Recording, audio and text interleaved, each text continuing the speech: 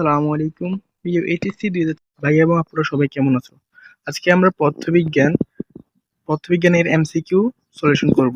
প্রথমে যে 1 নম্বরে যেটি রয়েছে ওটার উত্তর হচ্ছে গ সান্দ্র বল। তারপরে যেটি রয়েছে একটি নিখুঁত নমনীয় বস্তুর ইয়ং এর গুণাঙ্ক কত? এটা হচ্ছে 0 হ। তারপরে যেটি রয়েছে 3 এর হচ্ছে 4 নাম্বার। 4 যেটি রয়েছে তার হচ্ছে ক 48 অনুপাত 60 অনুপাত 72। তারপরে আমাদের 5 নাম্বার যেটি রয়েছে ওটার উত্তর হচ্ছে খ এক ও 3। তারপরে আমাদের 6 নাম্বার যেটি রয়েছে ওটা হচ্ছে 4 নাম্বার 647 কেলভিন, 4 নাম্বার এটা। তো আমাদের 7 নাম্বারে যেটি রয়েছে ওটার উত্তর হচ্ছে 4 নাম্বার 108।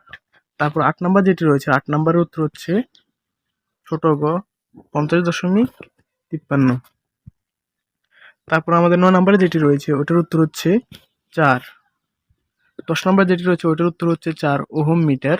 11 নাম্বার যেটি রয়েছে ওটার উত্তর হচ্ছে খ 4.5%।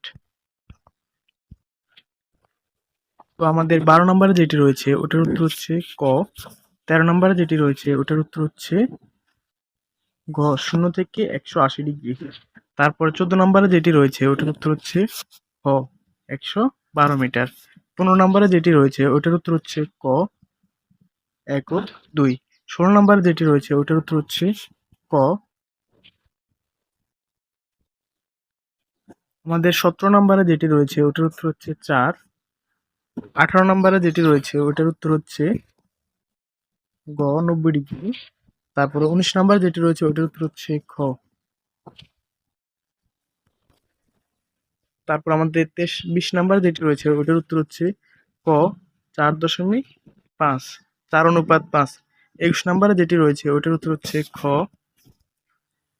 22 নাম্বারে যেটি রয়েছে ওটার উত্তর হচ্ছে 4 প্রাপ্ত ক্ষমতা। তো আমাদের 23 নাম্বার যেটি রয়েছে ওটার উত্তর হচ্ছে